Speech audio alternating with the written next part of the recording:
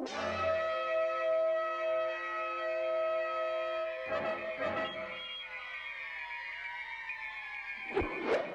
Del Howison, owner of Dark Delicacies, the home of horror in Burbank, California.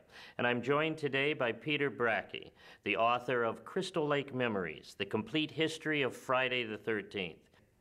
This book is absolutely beautiful, a coffee table tome to a movie series that some would think of as a B-series. What prompted you to write this in the first place?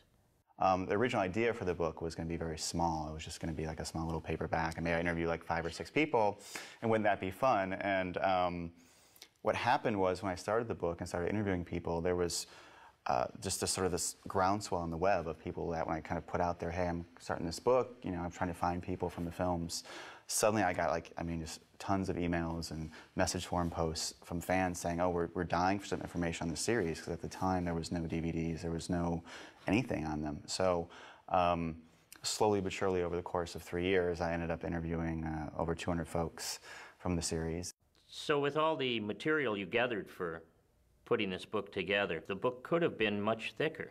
Probably the greatest part of the book for me was finally, kind of getting to go down to Paramount, and they said, hey, we have all these boxes labeled Friday the 13th. We haven't looked at them in 20-odd years. Just go for it. So I got to comb through just boxes and boxes of slides and photographs and rare documents and things covered in soot and dirt. And finding this stuff was terrific, because as a fan, you're so used to seeing the typical PR photos that have been recycled a million times in magazines, and that was what the fans were used to. So there was just, thousands of slides that had never been seen. So when you approached the subject, did you do it from the viewpoint of a fan or as that of an expert? Or did you become an expert in putting the book together? Well, I felt like I was a huge fan starting the book, and then I became an expert doing the book. But I definitely looked at it from more of a historian point of view.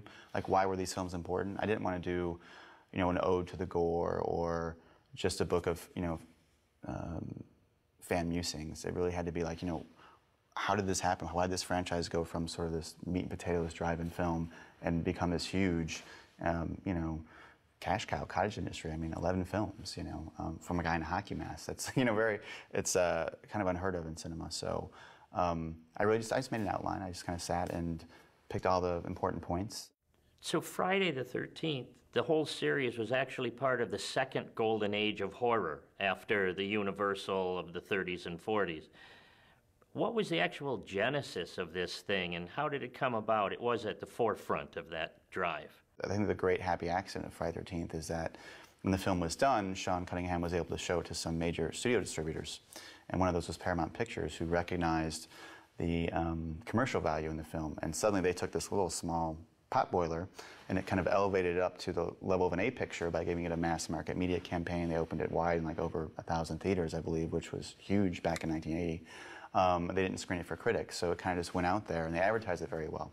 They advertised it as this sort of kind of circus where you're going to see all these creative murders, and no film had really been marketed in the sense of its gore. So this was the first time that had happened. So it had a great opening weekend, and it held all the way through the summer. It became the biggest horror hit of 1980. It outgrossed The Shining, it outgrossed Dressed to Kill, and all these other sort of more highbrow films. So it completely took its makers by surprise, and SeanS.Cunningham certainly did not expect this kind of level of success. The first one, as you said, was done in an atmosphere of having a good time, low budget, makes a lot of money. Now it's the second one. How many of those people remained, and was there a lot of pressure to not only duplicate the success of the first one, but go even better? The interesting thing about Friday the 13th is that it's very hard to make a sequel to a film where pretty much everyone has been killed. So even your main villain has died. So part 2 obviously needed a new villain. So through a lengthy sort of development process, they decided to make Jason, who was really only in the dream sequence in the end of part 1, the villain, the main villain. So the only people that really could return from the first film were Adrienne King, who was the star. She was the only one who survived. Jason himself returns, and then in a brief cameo, Betsy Palmer, as Jason's mother, returns. What they decided to do is they didn't want to bring back Alice and have her be the star again. They wanted fresh faces. They wanted to bring her back in some capacity, so they created a sort of a prologue where Jason returns by killing Alice, sort of taking his revenge on the killer of his mother. And that sort of set up a template in future sequels, slasher films in general, where the main heroine of the previous film always kind of comes back to get killed off before the titles of the next one. So, yeah, so basically what Steve Miner wanted to do, because Steve Miner was elevated to the status of director for part 2, because SeanS.Cunningham did not want to return. Steve Miner really wanted to surround himself with kind of a group of people that were familiar, that he was comfortable with and that were familiar with the first film. So a lot of the people in the first film, the crew members, were promoted on the sequel. The assistant cameraman on the first film became the director of photography. The still photographer on the first film became an assistant director. So there was sort of a sense that there's still a sense of camaraderie and fun, but there was a sense of pressure. I mean, I know Steve Miner definitely felt like he liked the structure of the first film, he liked the basic template, but he wanted to make it a little scarier, a little faster paced, a little better made. I mean, Friday the 13th had, Part 2 had a slightly higher budget. It was slicker, it was shot a little more professionally. They introduced the idea of a Steadicam, so there's a lot of roving POVs, and there definitely is a more polished look to the sequel. So, and in terms of the script, they decided that they weren't going to deviate too much from the formula of the first film. So basically the only thing new about Friday the 13th Part 2 is the killer is new, but you have people return to a camp that's been closed down, and they've been told to stay away, and one by one, they disappear. And then there's the final battle between the girl and the villain, and there's a big, kind of chair jumper ending. So all the basic same elements are there. It was just, quicker, faster, bloodier, scarier. That was sort of the mission, was we got to make Friday the 13th over again, but make it better. Why didn't SeanS.Cunningham and Victor and all those others come back with the next project also? Well, the interesting thing about Friday the 13th Part 2, the development of that film, is there's actually kind of a lot of different creative ideas that were bandied about.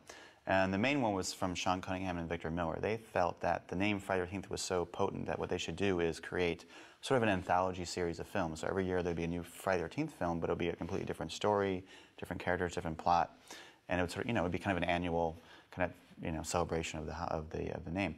Unfortunately, the brass at Paramount and the backers in Boston really didn't gel with that idea. They felt they wanted the same thing, that they wanted to market basically, the same thing, only different. And Sean too, he was kind of, he was reluctant. He didn't want to repeat this. He made Friday the 13th. He didn't want to make it again. There was also some qualms in terms, especially from Victor Miller, as well as Tom Savini, who did not return either to Part 2 for the same reasons. They felt that it just didn't logically make sense that Jason would have been alive. He was supposed to have been a child that drowned and a figment of Adrian King's imagination. So to make him a real creature just would defy credibility. So because of that, SeanS.Cunningham and Victor Miller and Tom Savini all opted out of Part 2. And Sean kind of took a backseat. He sort of cheerleaded Steve Miner and basically said, go make your movie. Now what got cut? The original Friday the 13th emerged relatively unscathed through the MPAA process, because at the time it wasn't notorious. So only maybe like 8 or 9 seconds of the first film was cut. What happened was after Friday the 13th came out and was so vilified by critics and the moral majority, is the MPAA got a real high amount of flack from people saying, hey, you shouldn't have let this movie slide through with an R. So beyond that point, they were very, very hard on slasher movies in general, and specifically Friday the 13th. Basically, it was, kind of a revenge of the MPAA. So when Part 2 came around, they really loaded up with gore. They created even more elaborate murders, because they knew that's what people wanted to see. Unfortunately, they had to cut almost a minute of footage out of Part 2. So there are whole effect sequences that are just gone. There's sort of the centerpiece kill was supposed to be a scene where a couple is making love on a bunk, and Jason comes in and slides a spear through both their bodies and pulls it out again. And it's very elaborate. They built whole false bodies, and it was very disturbing apparently. And now all you see is literally this, Jason holding a spear, and you see the spear hit the ground, and the whole scene is just cut. So there's whole scenes where it just doesn't make sense. Like it seems cutty, it seems jumpy. How about alternate endings? When Part 2 came around, they had scripted an ending that was a bit more elaborate than what's seen in the final film. And it's actually been a source of confusion for fans for many years. The original idea was that Ginny, played by Amy Steele, and John Fury, who plays her boyfriend, are attacked by Jason in a cabin, and there's a struggle, and it kind of fades to white. Ginny wakes up, and she's in an ambulance, and she's asking, where's Paul? Where'd he go? And then you cut to a shot of Mrs. Voorhees' head on the altar, and it kind of zooms in, and the eyes open, and it smiles, basically signifying that Jason has killed Paul. Unfortunately, they did film that ending. They hired a woman to kind of fit into this fake head through the altar. She opened her eyes and smiled, and unfortunately, it just looked silly. So they realized, well, we can't do that, but they had already shot the film. So right now, it's kind of confusing. Is Ginny wakes up and Paul's gone, and they zoom in on this head, and it just ends the credits. So there's been a lot of confusion. Is Paul dead? Did she dream that? So unfortunately, the original kind of ending never really quite came across. So, but the intention was that Jason had killed Paul and had escaped somewhere, and the evil of Jason and the legacy of Mrs. Voorhees is living on in the woods. By the time number 3 came along, it had made its imprint on teenage horror films. What do you think was the lasting impact from the Friday the 13th series? Well, I think Friday the 13th definitely has earned its place in the pantheon of horror films in general. I mean, Jason is now like Freddy Krueger and Michael Myers. He's a modern equivalent of Dracula, Frankenstein, and the Wolfman. He's our generation's boogeyman. Everyone knows, if you see a hockey mask and a machete, you know exactly what that means. You don't ever have to see a Friday the 13th movie. You know who Jason is. So because he's become iconic like that, I don't think he'll ever truly die. I mean, he's been repurposed in more films and a remake and novelizations. I mean, you go to Universal Horror Nights every year and there's a Friday the 13th maze, you know. I mean, Jason is a premier villain of our time. So as long as there's money to be made from Jason and Friday the 13th, he will survive. Great. Well, thanks for coming. It was a pleasure. You're welcome.